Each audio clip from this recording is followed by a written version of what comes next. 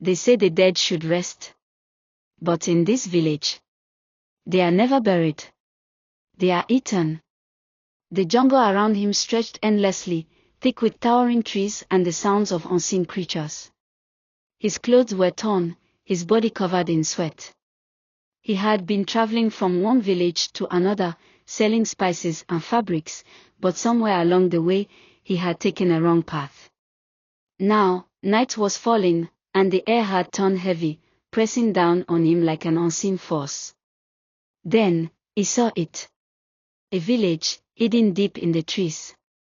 The houses were made of wood and clay, their roofs covered in dried leaves. Strange red symbols were painted on the walls, and the air smelled of burning wood and something else. Something rich. Something like roasted meat. A group of villagers stood at the entrance, watching him.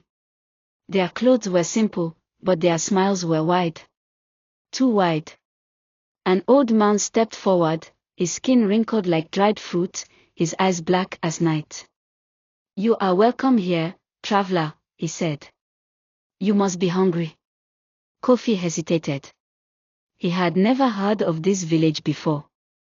It wasn't on any of the trade routes. And yet the people stood there, waiting for him, as if they had been expecting him. His stomach twisted with hunger.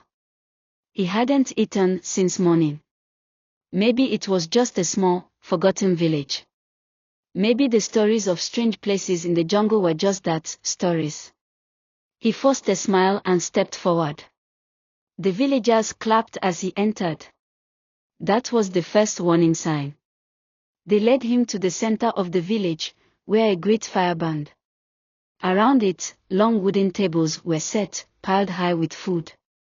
The flames flickered, casting strange shadows across the ground. At the head of the largest table sat the elder who had greeted him.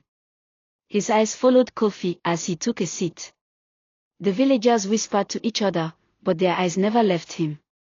A young woman placed a plate in front of him. The food smelled incredible. Rich, spiced meat, grilled to perfection. Kofi's stomach ached at the sight of it. The elder smiled. "Eat, traveler. Tonight, we feast." Kofi hesitated. Something felt wrong. The villagers weren't eating yet. They were waiting. Watching. Slowly, he picked up a piece of the meat. It was tender, soft, glistening in the firelight. He lifted it to his mouth. Then he saw it. A tooth. Half buried in the meat, white against the dark flesh. His hands froze. His stomach twisted in horror. This wasn't animal meat. This was human. His breath caught in his throat.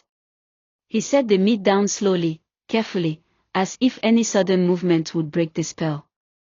He forced himself to look at the elder. The man was still smiling, his teeth yellowed and sharp. Kofi's pulse pounded in his ears. The villagers were still watching. Silent. Waiting. Then the elder spoke. "We do not waste," he said softly. "Our dead remain with us, in the only way that matters."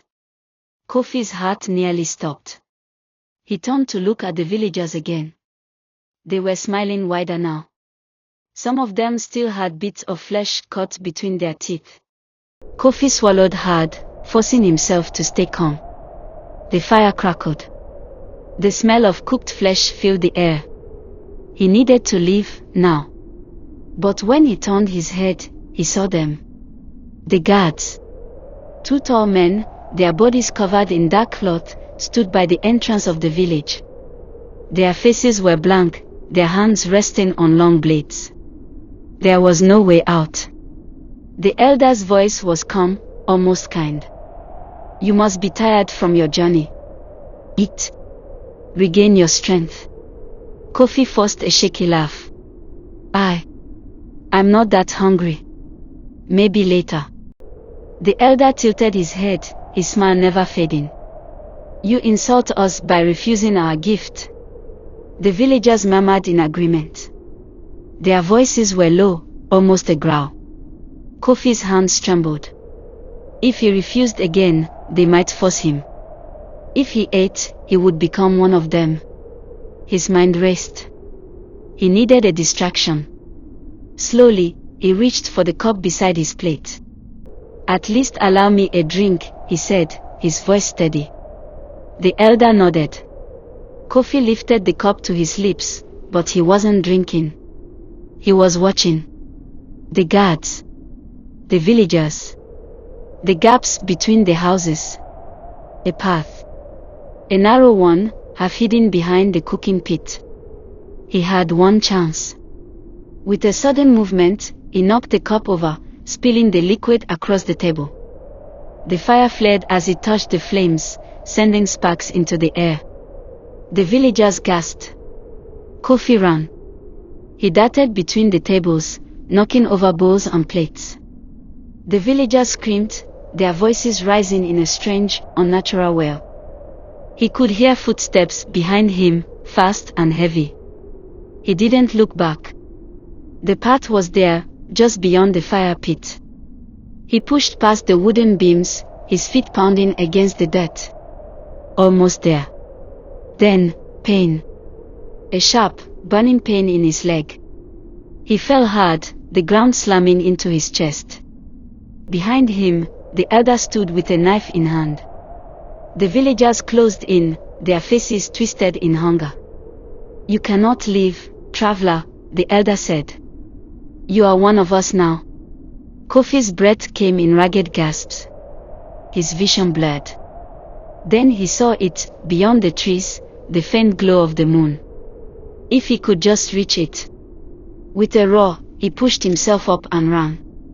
Branches tore at his skin. Roots threatened to trip him. But he didn't stop. The villagers' voices faded behind him. He didn't stop.